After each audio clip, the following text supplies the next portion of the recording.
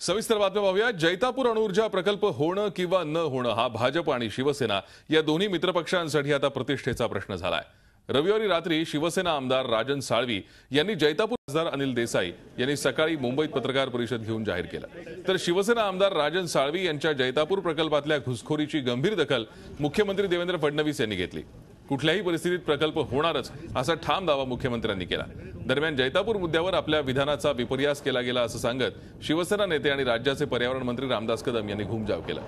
एकंदरीतच सत्तेतले हे दोन भागीदार पक्ष जैतापूर मुद्द्यावरून दिवसागणिक अधिक आक्रमक होत चालले। येणाऱ्या दिवसात हा संघर्ष अधिक चिघळणार हे निश्चित।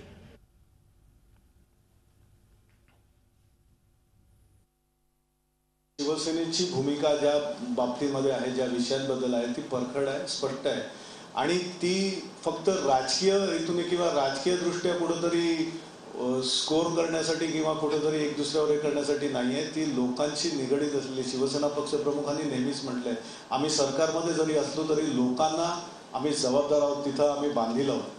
लोकांना जे हवंय, प्रगती करत असताना लोकांसाठी केलेली प्रगती, लोकांना हवी असलेली प्रगती आपण करतोय किंवा विकासाकडे जातोय।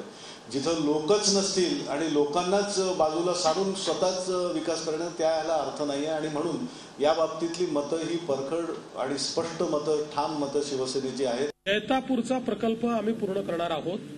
हा राष्ट्रीय प्रकल्प आहे आणि कुठलंही काम बंद होऊ शकत नाही, काम बंद झालेलं नाही आणि माझं स्पष्ट मत आहे की राष्ट्रहिताच्या करता जर एखादा त्या ठिकाणी प्लांट होत असेल तर त्याला सगळ्यांनी सहकार्य केलं पाहिजे आणि आता ज्या स्थितीत तो आहे त्या स्थितीतनं तो मागे जाऊ शकत नाही। जैतापूरच्या बाबत माझ्या वक्तव्याचा उपयोग काही लोकांनी केला, काही वर्तमानपत्रांनी केला।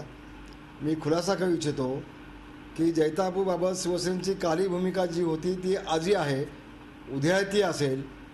आमची जी भूमिका काल होती, कोणत्याही परिस्थितीमध्ये कोकणाचा कोळसा होऊ देणार नाही, कोकणाची स्मशानभूमी होऊ देणार नाही, कोकण उद्ध्वस्त होऊ देणार नाही, मच्छीमारांना उद्ध्वस्त होऊ देणार नाही, शेतकऱ्यांना उद्ध्वस्त होऊ देणार नाही आणि कोकणाचा भोपाळ होऊ देणार नाही।